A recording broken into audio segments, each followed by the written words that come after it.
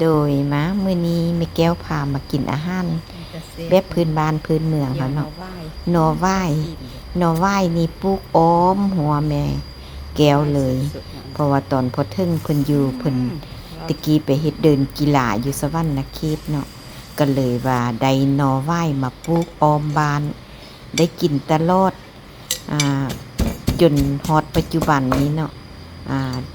มีผู้ตัดแก้วมันนี่ตัดทางมันใบมันละลายและทางแล้วก็เลยว่าตัดหน่อไว้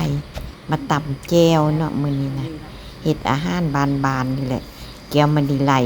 เป็นผู้ตำปลาอ่อนแก้วเป็นผู้ปอกเป็นผู้จีมักเขือ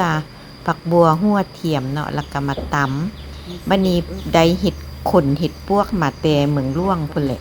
เพิ่นว่าสิเฮ็ดจูเฮ็ดใส่ใบตองให้กินว่าซั่นแม่แก้วก็บ่เคยกินจักเทื่อเนาะน้องสาวเพิ่นว่าเฮ็ดให้พวกอันรถจักร Honda Yamaha เขาเจ้าไปส่งเครื่องให้ค่ายอยู่ปักอู่พุ่นนะเฮ็ดให้เขาเจ้ากินเขาเจ้าว่าแซ่บแซ่บแท้แซ่บว่าบ่เคยกินจักเทื่อว่าซั่นเฮ็ดระบายพุ่นระบายพุ่นระบายคิดเห็นว่าเขาเจ้ากินพุ่นระบายแม่แก้วก็เลยยากเลยให้น้องสาวหั่นเฮ็ดให้กินเนาะเครื่องปรุงก็มีผักบัวผักเทียมซี่ไข่มักแคน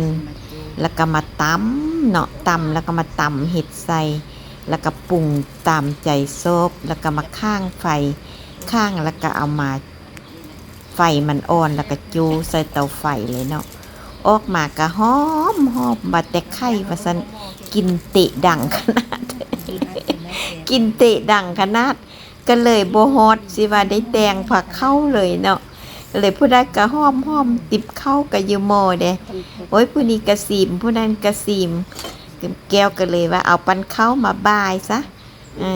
เลยอ่อนแก้วก็ซีมแก้วมณีไหลก็ซีม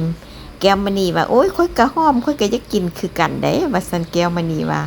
ก็เลยว่าข้อบายกันเด้อบ่ต้องแตงผักเข้าแหละกินแบบนี่แหละมันจังแซ่บไม่แก้วว่าเสียก็เลยว่าพากันกินแบบนี้เอาซะแบบบานๆเนาะบ่ต้องพิธีรีตองอีหยังดอกอาหารบ้านเฮาน้องกินนำกัน